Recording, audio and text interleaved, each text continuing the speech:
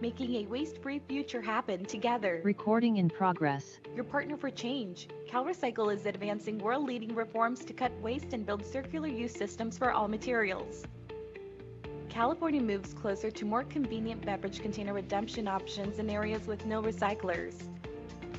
Plus 2 new grant programs to help boost glass reuse in the state.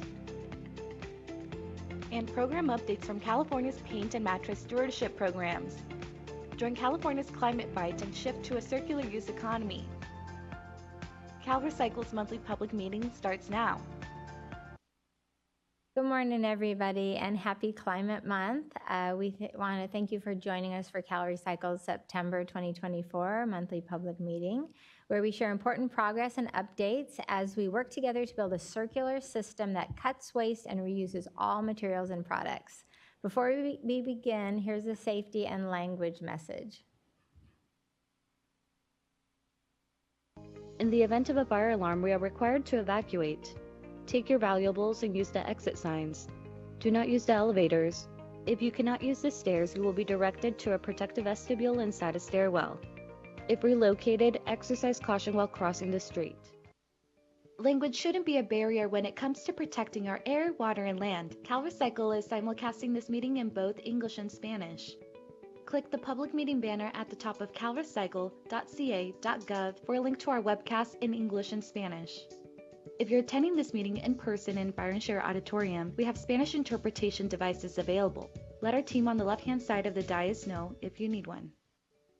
El idioma no debe de ser una barrera cuando se trata de proteger nuestro aire, nuestra agua y tierra. CalRecycle está transmitiendo simultáneamente esta junta pública en español e inglés. Puede encontrar el enlace en línea en español e inglés en la parte superior de nuestra página web calrecycle.ca.gov. Si asiste a esta junta en persona en el auditorio Bar and Share, tenemos dispositivos de traducción al español disponibles. Solo informe a nuestro equipo al lado izquierdo del mostrador de presentación si necesita uno. To help our Spanish language live interpreter follow and track where we are in the meeting, we are going to briefly pause after each item to give our interpreters time to relay the information. And also, in response to your requests, we are making a change. We're really trying out a change in our order this month. We want to give you a chance to give live public comment after each item if you have a comment on the specific item. So we want to take comments as they happen, as the items are finishing. So if you are calling in with a comment, please wait until your agenda item is beginning to call in, because otherwise it's hard for us to track who's calling in on each topic through the Zoom input if people are calling in by phone. So hopefully that'll work out okay. But again, we request that you not call in before on any other agenda item, but just call in at the beginning of your topic. So here's a little bit more about our public comments with a video. California wants your input on recycling and trash pollution issues. Join CalRecycle's decision-making process by making a live public comment on any of today's monthly public meeting agenda items in person or by phone. Microphones are available for those of you in the room with in-person comments. If you're joining remotely, you can call in with your comment. Just click the public meeting banner at the top of our website, then click the public comments button for step-by-step caller instructions.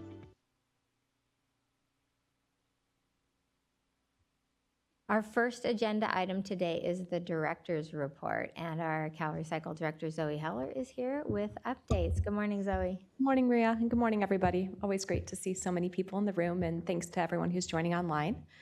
All right, a lot to get through today.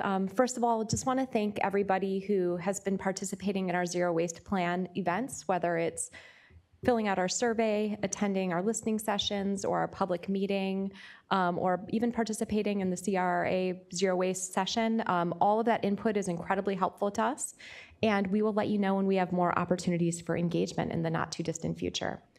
I have a quick update on SB 54, our plastic and packaging waste reduction EPR law. A big milestone is coming up. By January 1st, producers of expanded polystyrene food service ware are required to demonstrate to CalRecycle that all expanded polystyrene food serviceware and packaging is achieving a 25% recycling rate in California. So we've sent out some listserv messages, some notifications to potential producers and industry groups, just to remind those folks of that requirement. So looking forward to seeing that data coming in. Any questions on that? We have our packaging inbox, which is packaging@calrecycle.ca.gov. I'd also like to highlight another publication that we released just last week. It's a small to medium composting permitting study, and it's in place to help local governments and others that are interested in siting compost facilities in the state identify locations, identify challenges, look at startup costs, and look for those potential pathways for permitting and operation.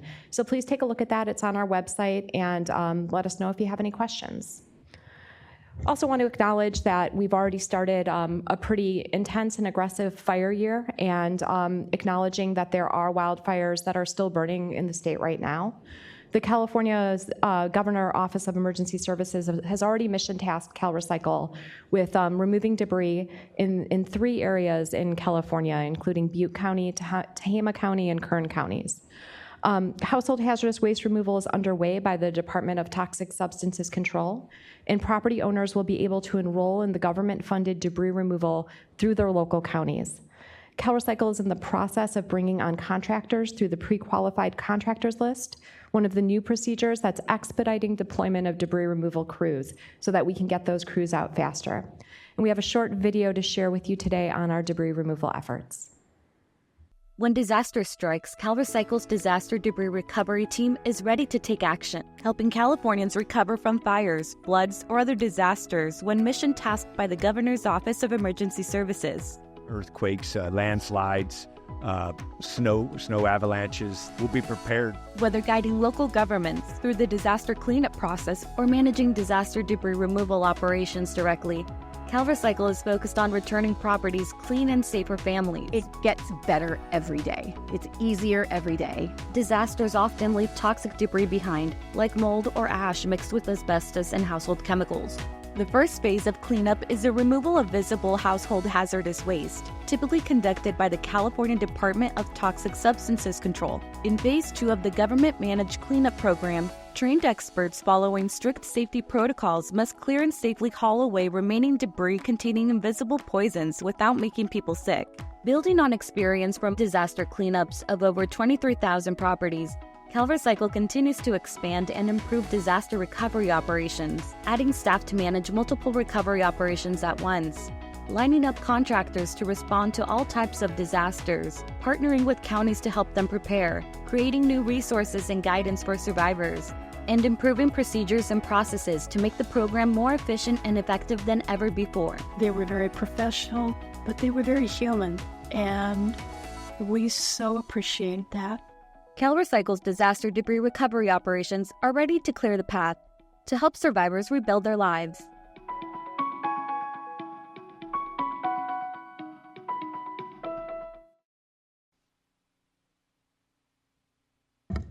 So now that we're moving into a new way of commenting, if any callers are interested in commenting either on debris removal or the EPS requirement under 54, please call in now. Comments now or after?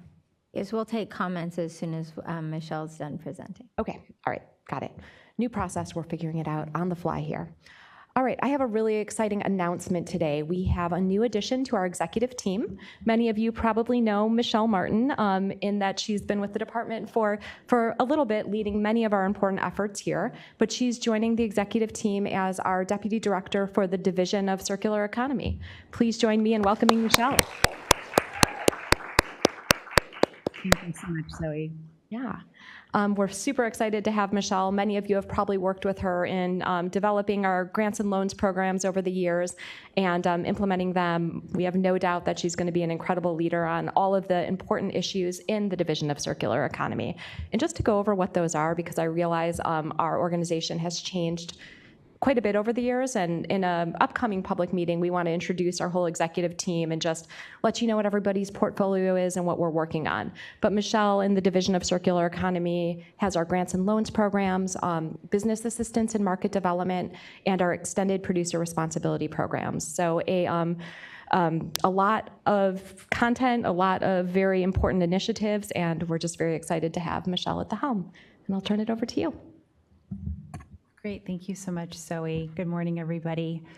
California is working to advance its nation-leading plastic pollution prevention law. Staff reviewed over 2,500 comments received and considered changes to proposed regulations. The next public draft of the proposed regulations is being prepared for release in the coming weeks. Thanks again for submitting your comments. The advisory board will be meeting this Friday, September 20th from 10 a.m. to 4 p.m. You can attend in person in the Sierra Hearing Room here at the Cal EPA headquarters building, or you can register to participate on Zoom. And then next, CalRecycle is working to finalize regulations for the new beverage container recycling program reforms, part of a larger bottle bill overhaul. Starting in 2025, beverage retailers in areas not served by a recycling center will have either redeem consumer deposits in store, known as Option 1, or take part in a dealer cooperative to redeem on their behalf, known as Option 2. A webinar on dealer registration and more details in the two options will take place tomorrow and again on November 30th. Please check CalRecycle's events calendar for more information, and let's watch a short video on the new opportunities for forming or joining dealer cooperatives. Check it out. In 2025, the law changes for California grocery stores and beverage retailers. With new rules for redeeming beverage containers and new opportunities to bring in more customers, receive payments from the state, and join the movement to California's circular use, waste-free future. If you sell CRV beverages but don't have a recycling center nearby, listen. Starting January 1st, 2025, stores under 5,000 square feet or less than $1.5 million in annual sales are exempt from redemption requirements after you register with CalRecycle. Remaining stores in areas not served by recycling centers have two choices. 1. Set up a system to redeem beverage container deposits in store, or 2. Create or join a nonprofit dealer cooperative to redeem beverage containers. The new dealer co-op option comes with state funding support for each container redeemed and flexibility to use new redemption methods like automated reverse vending machines, where consumers can feed in their beverage containers for payment. Mobile recycling operations that can move around to serve different neighborhoods on different days, or bag drop redemption sites where consumers can drop off bags of material for later payment. Go to calrecycle.ca.gov to learn more about dealer co-ops. The 15-day comment period on the revised draft regulations closed on September 3rd, and the department is reviewing comments and considering changes to the proposed regulations. Back to you, Maria. Thanks so much, Michelle, and again, welcome to our team. Next, actually, now we'd like to know if anybody in the room has any public comments on any of the agenda items that we've already gone over. Looks like we have someone, and if you are watching the broadcast, please call in now on the polystyrene deadline, the CalRecycle's wildfire debris mission task, updates on the plastic pollution prevention law, or beverage container recycling dealer cooperative initiative. Good morning. What's your comment? Evan Edgar, live from the California Compost Coalition. Thanks for getting that report out for small and medium volume compost facilities. That's perfect timing. The reason being is that SB 1046, the Laird bill, is on the governor's desk, and he has for a couple weeks to sign it. That type of work he did for that small, medium volume is perfect to feed the program EIR for those type of facilities, so the timing could have been better, and hopefully the governor will sign that. A small facility is deemed to be under 5,000 cubic yards. It's kind of like a research project as part of your report, and the medium-sized facility was 12,500 cubic yards, which is a EA notification tier. And those are great facilities. We're doing a lot of them. We do a lot of research throughout California with Agromin, with biochar, and positive, negative airflow on CASP. So having that 5,000 cubic yard and it's good for 2 years. So, and then on the 12,500 cubic yards, we do a lot of clean green out to agriculture. And that's a EA notification tier. We got tier 1 compliance with the water board. And it depends what type of air district you're in is how you got to use best available control technologies. And the program, your report touches upon that. So when you dive into the program EIR, it's going to have a lot of good information. a lot of these smaller facilities can't afford the emission reduction credits associated with doing best available control technology in some air districts. Down in Kern County, there was a 100,000 ton per year facility using the GORE system, and they had to pay $7.58 million in ERCs, emission reduction credits, in order to, the landfill next door, they're removing methane from the landfill and having a positive carbon system with regards to next door, and we can't take any credit for the avoided emission reductions from the landfill, even though we're at Shafter-Wasco landfill, we're right next door. So I want to thank Michelle for that $10 million grant that we got down there for Shafter-Wasco and Kern County, because that really helped pay for the ERCs and all the permitting. And right now it's being built, and we have the program. In fact, today I think the quarterly reports are due for all the grants you put out. Thanks for getting the grant money out in December. 130 million went out, local government went out, and a lot of local government and rurals are looking at different types of carbon farming and different types of clean green to agriculture. The Natural Working Lands has a meeting this Thursday from 1 to 5, and Climate Smart's a big deal. I'm working with a lot of ranchers throughout California. You got 5 ranches where we have carbon farming projects on, where we actually cite the green waste EA notification tier on the ranch. And then we use the compost on the ranch. It's great for biodiversity, great for carbon sequestering, great for erosion control. We get higher yields, less water. The cattle like it. I'm all hat, no cattle, no dairy cattle, but I do a lot of organic tons to the ranches, and it's a big deal. So this report you put out is really key. And when you do the program EIR, I'm going to get in some of these issues about, I don't know what consulting you're going to hire for that, but I'm not. I'm going to be talking about the benefits of carbon farming, Climate Smart, emission reduction credits. So much information there which is important. Unfortunately, for those small facilities, you can't get grants. So if grants ever come back, you can only get grants for registration permits and above. So the EA notification tier, when you go out to the ranch, you don't get the Cal grant money is not a qualifier. Maybe next time around we can do that.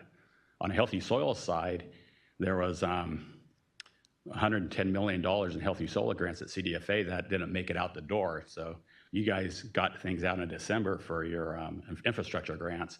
CDFA waited too long, but in a bond measure coming up on November 5th, there's $65 million on that $10 billion climate bond. So hopefully we get money there for $65 million to apply organic compost to the rangelands of California.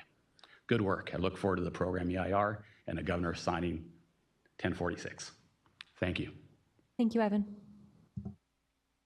Any other comments in the room on these items? Jessica, do we have any callers? Yes, we currently have one call on hold.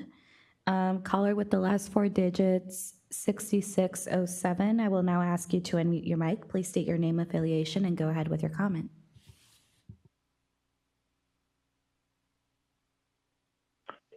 Yes, this is Leonard Lang, and I advise recyclers up and down the state. And we'd like to welcome Michelle Martin. But there, one comment is that she identified 2 options for the dealers. There is a 3rd option, and that's just having an independent recycling center in the zone. So I wanted to make that comment. I also did respond to the proposed regulations, and I was wondering why there were conditions and regulations imposed on the dealer co-ops that were not imposed on recycling centers. I didn't see any authority for that, so I would like comment on that. And that's what I have for this issue. Thank you. Thank you, Leonard. And, you know, as we're in the regulatory period for the dealer cooperative regs, please submit the comment that you have via that process, and in our response to comments, we will make sure to address that. But appreciate you raising it and appreciate your engagement in our process. Am I still here? Yes. One other question. In dealing with those regulations, I dug into the legislation, and can you tell me what statute creates the division of circular economy? What statute creates the division of circular economy? Is your question? Yes. Yes. That was not done by statute. The division of circular economy is a new division, not new anymore, I guess about a year and a half old, at the department that was created to be able to, as our workload expanded at the department, to be able to take on that additional workload so that none of our existing divisions had too much on their plate. So we created that division in order to distribute our workload in a way in which logically made sense to move our programs forward. Thank you. Thank you. Any other callers? No, that was the only call for now. Okay. So next on the agenda are our CalRecycle grants. And if you have comments on the CalRecycle grants, please call in now. We're going to be specifically talking about the increased recycling of empty glass beverage containers grant program and the recycled glass processing incentive grant program. So just you'll have time, callers will have time, and anyone in the room will have time at the end of these two agenda items to comment. So let's now go back to our Deputy Director, Michelle Martin, to talk about this agenda item. Great, thanks, Maria. Thank you for everyone who submitted comments on the draft criteria and the evaluation process for our two new grant programs. The increased recycling of empty glass beverage containers grant program is to fund regional pilot programs that supply glass container collection bins to restaurants and on-sale retail license establishments. And then the second is the Recycled Glass Processing Incentive Grant Program to help increase glass cullet use in new glass beverage containers. A summary of the comments received includes the following. Staff updated the definition of cullet to align with PRC 14509.3. In addition, clearer instructions and points within the criteria for scoring grant applications, and this information will be included in the application documents. The application period for both programs will tentatively open next month, with applications due in December and awards scheduled for tentatively in March of 2025. Thank you, and back to you, Maria. Thanks, Michelle. So do we have any public comments in the room on the grant agenda items? Any comments? Okay, no comments on the phone. So we will, and just so you know, if you miss your chance for a public comment during your agenda item, we will have time for comments at the end. Okay, so next on the agenda item is CalRecycle Extended Producer Responsibility Updates.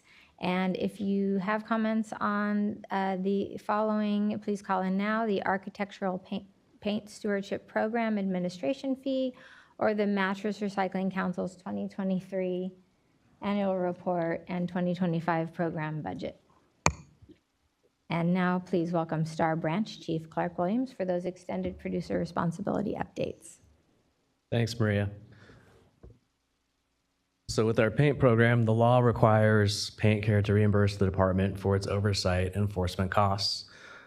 And the director must approve these amounts each year by September 30th. The administrative fee for the department's costs for last year were approximately $550,000. To put that in perspective, it's just about over 1% of Paint Care's annual operating expenses.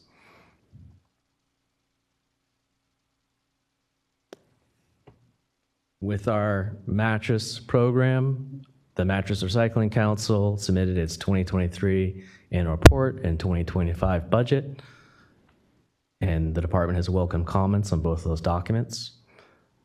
CalRecycle's director will approve, disapprove, or conditionally approve the documents, and that decision will be announced at next month's October monthly public meeting. More information on both of these paint and mattress items are available via links in today's meeting agenda. I'd also encourage you to subscribe to the department's GovDelivery listservs for updates on the programs.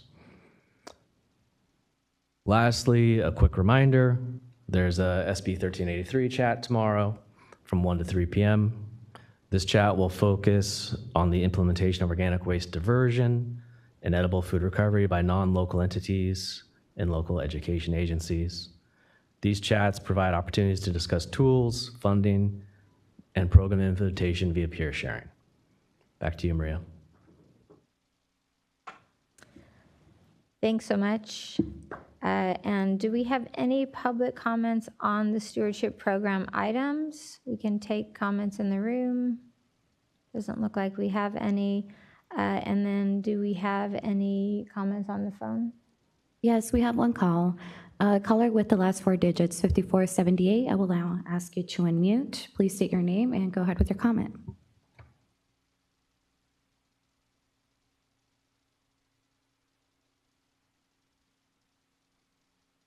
Is the caller there? Hello? Hi. Go ahead with your comment.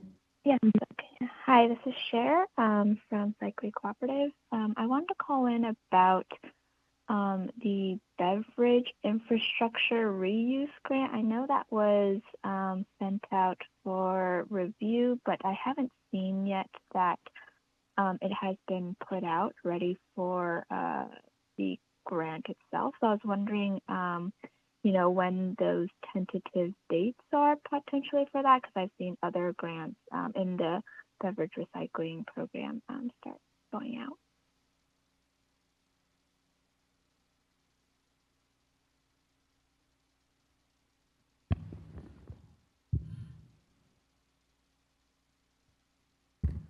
I'm sorry, what grant program were you talking about?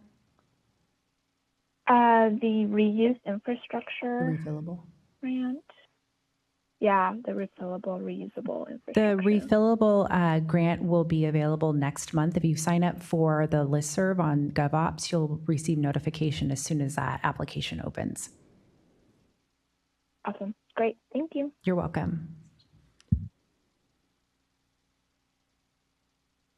No more calls on hold for now. Thanks, Hark.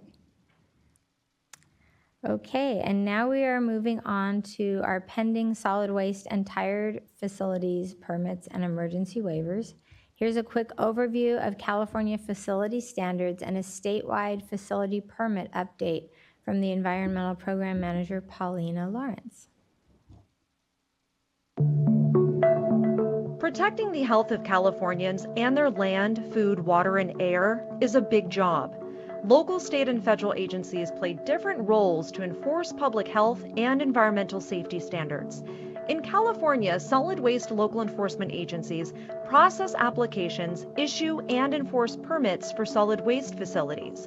These include landfills, transfer stations, compost facilities, or similar operations. CalRecycle must verify permits are consistent with state requirements. Permits can only address areas within the authority of local enforcement agencies and CalRecycle. Check out the link below for more detailed information. Emergency waivers allow temporary changes to solid waste permit requirements in response to local or state disasters. Local enforcement agencies may approve the waivers, which are good for up to 120 days and may be extended. CalRecycle must review approved waivers and can condition, limit, suspend, or terminate them. Check out the link for more detailed information. For waste tire facilities, CalRecycle processes applications, issues and enforces waste tire permits. These include requirements to make sure tires are stored and processed in a way that reduces potential threats from fire and disease-carrying vectors like mosquitoes. Check out the link for more detailed information.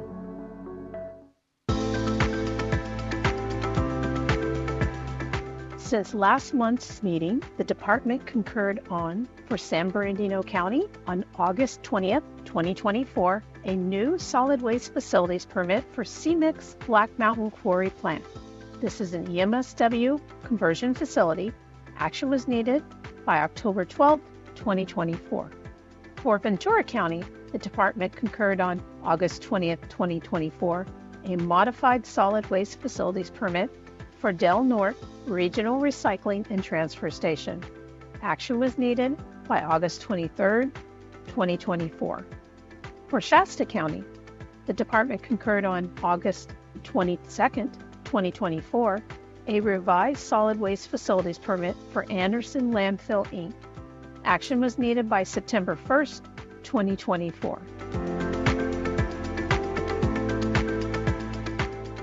Continuing on this month's agenda, for Kern County, U.S. Borax, Inc. This is a modified solid waste facilities permit.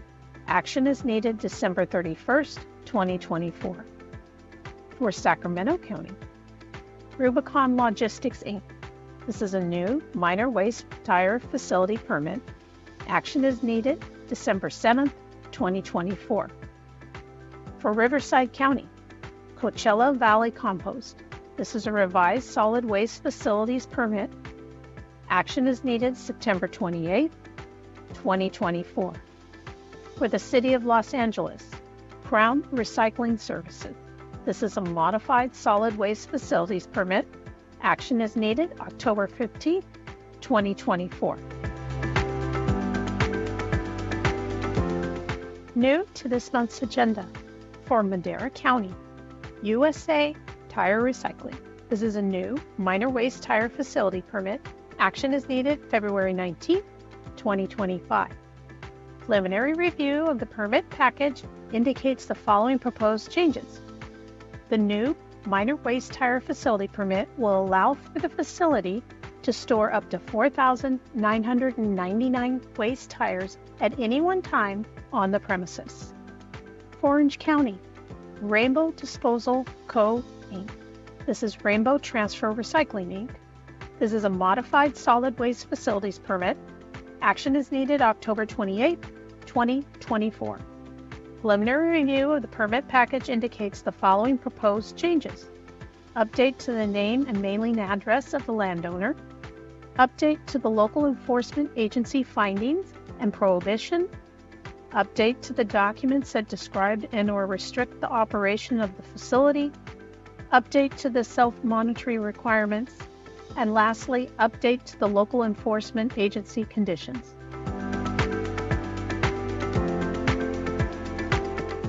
New and not on this month's agenda, for Monterey County, Madison Lane Material Recycling Center. This is a new minor waste tire facility permit. Action is needed February 26, 2025. Preliminary review of the permit package indicates the following proposed changes. This is a new minor waste tire facility permit which will allow the facility to store up to 1,200 waste tires at any one time on the premises. The application was accepted on August 30th, 2024, and the department has until February 26, 2025 to issue the new minor waste tire facility permit. For Merced County, Highway 59 Landfill. This is a revised solid waste facilities permit. Action is needed November 9th, 2024. Preliminary review of the permit package indicates the following proposed changes. The facility will be allowed to accept cogeneration ash, sludge, and biosolids for disposal. Approval of the use of spray-applied cementous product as alternative daily cover. For Shasta County, this is for Anderson Landfill, Inc. On September 12, 2024, the Shasta County Local Enforcement Agency granted an emergency waiver of the permitted daily tonnage, temporarily increased from 1,850 tons per day to 8,850 tons per day until January 11, 2025. This is due to the emergency resulting from the Gold Complex fire and the park fires.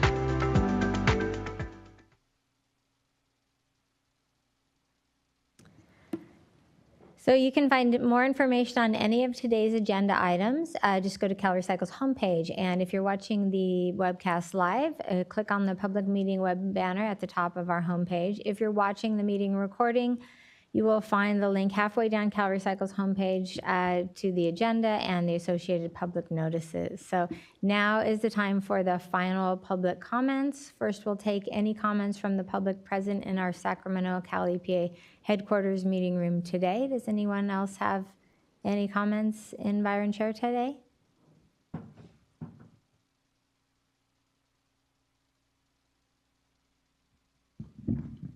Evan Edgar, California Compost Coalition. What's not on the agenda, it usually comes up in August or September each year, is the SB 498 wood waste report and what types of wood chips that go to bioenergy. And it's been 8 years in a row since SB 498 was passed, and each and every 8 years you guys report back. Over that time period, the urban sector has lost out over 800,000 tons of capacity.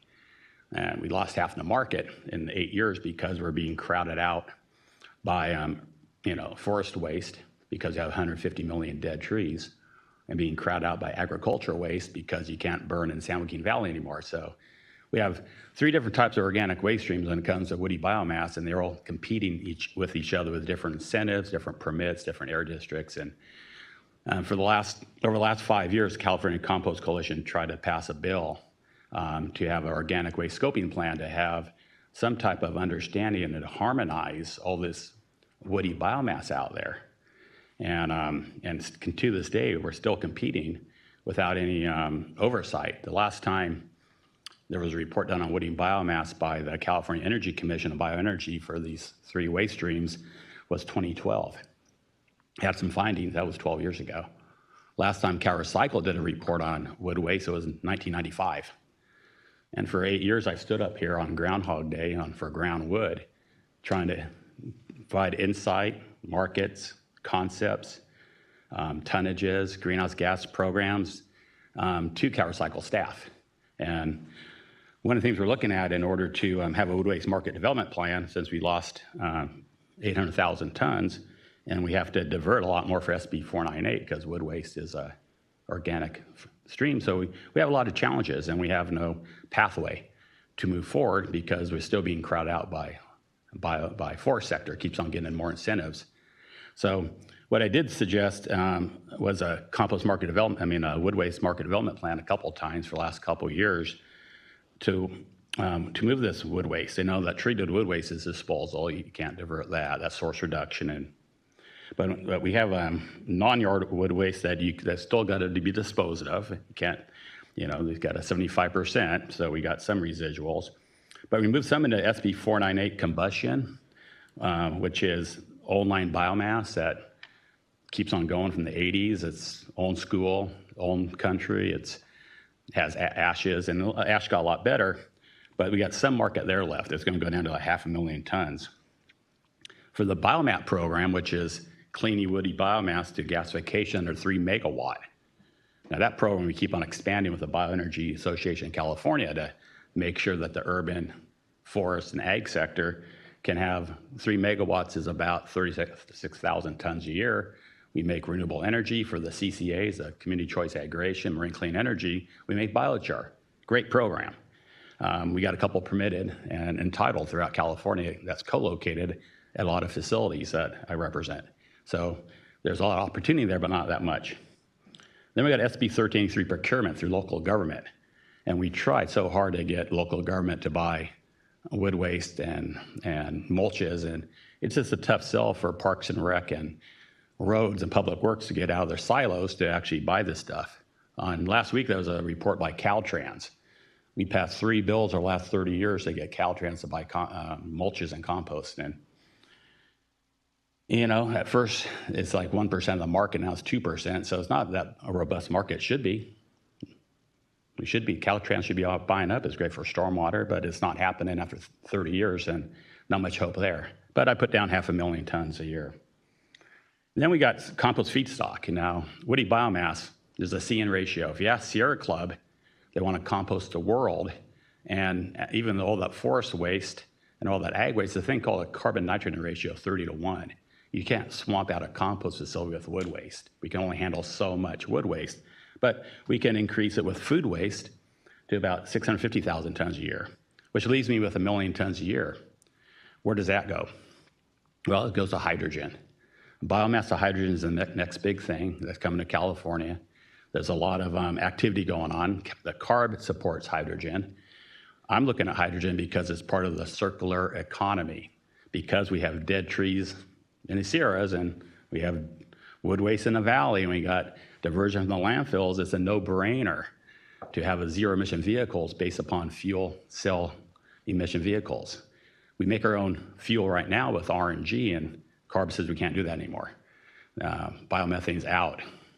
It should be the best circular economy ever, but they're disrupting our current circular economy for renewable natural gas, which is local, green, low VMTs, California made. Senator McGuire had a big bill out, California made. It's great California made stuff. But we've been told to, as part of the Advanced Clean Fleet rule, to stop that, disrupt that local circular economy, and congratulations, Michelle, for that position. It's a good job if you can get it, so looking forward to working with you. But they want to disrupt this in order to have a global, linear, polluting, dirty economy by digging up the Congo with rare minerals, and that's not right. So we have feedstocks in our backyard. We can make zero-emission fuel out of hydrogen for biomass. So these are the top ideas I've been talking about for years. I'm just looking forward to some type of response from CalRecycle on having a wood waste market development plan. This is my 5th year in a row, I think, 6 years. I have the same speech. I get better data and better ideas, better technology, but still zero response. I was hoping to be part of the zero waste plan. Was this, and Accenture was going to hopefully address this, but the only thing I know about Accenture is I was watching NFL football and they have a commercial. And that's kind of scary when the consultant you guys picked to do the zero waste plan has NFL commercials. I think they're too big for California because I'm not sure how they're going to address it. I'm looking forward to have wood waste 75% plan part of the zero waste plan. Hopefully it's the number 2 feedstock as a type after food waste. So hopefully as part of the zero waste plan, you guys can model it, but I've been told repeatedly that you guys aren't going to model 75% with the zero waste money. So I met with everybody, been saying that for a year. It'd be nice to have a 75% plan. Last time you guys did a 75% plan was 2014, back when Scott Smithline was here. And there's no leadership or guidance on how to get to 75%, but we're going to leapfrog to zero waste somehow. So I kind of given up that the zero waste plan have anything on 75%. I got it. You guys told me so many times I'd given up on the zero waste plan for 75%, but according to the Ledge Analyst Office report they issued last year, that you guys should be doing that with existing resources. The first one you did in 2014 was in-house. You guys have 1,000 people and $2 billion in budget. Hopefully that you guys can take these assessments to get to 75% without a consultant, with your in-house staff, but somewhere, somehow, there should be a 75% plan, because right now it's costing California taxpayers or ratepayers about 20 to 30% to go 1383. There'd be another 30 to 50% to get to 75%. But get to zero waste and zero emissions, that's going to be 100 to 150% rate increase. I was hoping to get out of the Accenture report, and as part of it is the ratepayer, the financial aspects of zero waste. We got to still define. We haven't seen a definition yet.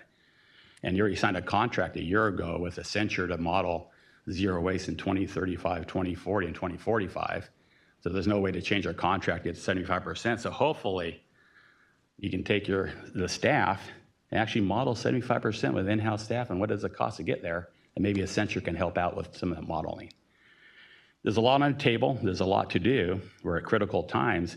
I'm just looking for something on wood waste, 75%, making hydrogen. All these are great topics, and I'm up here and I haven't got any response back for years on any of this. And then what you can't do.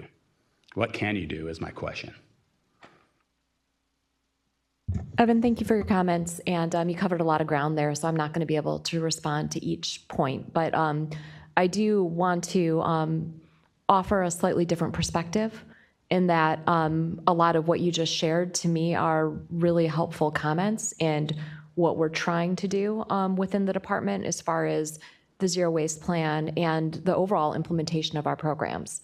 You know, we are months away from a goal with SB 1383 that we are driving towards. You know, a lot of the progress that's being made in the state, but we also acknowledge that we need to see where those gaps still exist, where there's material types or markets that need to be looked at differently for us to be able to build out what those solutions may look like. And we're hearing similar comments that you've made as far as the input that we've received for the zero waste plan. So, you talked about the potential of a lot of different plans, but I think from the perspective of the department and from my perspective, where we're starting with the zero waste plan is to help identify those gaps across the board. So understanding wood waste is one of them. There's others as well that we've got to take a look at. We've got to understand why our recycling rate's been hovering at 40%, 41%, and look at where there's opportunities for synergies, not only in CalRecycle programs, but in our work with our sister BDOs and other agencies. So I think we're more aligned maybe than you're suggesting. I hope we're more aligned than you're suggesting in that we're motivated, and we've been saying this for quite some time too, to develop a plan that has recommendations that will help. We're doing a lot right now too. I don't want to diminish the work that we're doing, the reg packages that we're building, the grants that we're getting out the door to invest in circularity and zero waste in the state. So as we're making progress in the initiatives that we're implementing, we also want to acknowledge where those gaps are and where those opportunities are. So while the zero waste plan is going to be higher level than, a robust market analysis for a specific individual material type, what it will do is it'll help give direction as to where we need to go next. So I invite you to continue engaging. I have no doubt that you will. Just encourage you to continue having the conversations with our team, because ultimately we all want to get to the same goal. It's just figuring out the path to get there. I'm more than engaged. I'm married to CalRecycle. Do we have any other comments in the room? All right, are there no comments online? Okay, so I think that is it. We'd like to tell you that you can find the recordings of today's September 2024 monthly public meeting in both English and Spanish on CalRecycle's YouTube channel as soon as possible. And also please follow our social media platforms during next week's Climate Week to see CalRecycle's updates on our progress on organic diversion programs, as well as tips and tools on climate actions individual Californians can take right now to do their part to fight climate change. Thanks to everyone who participated in today's public meeting, and happy Climate Month. We will see you next month. Thanks.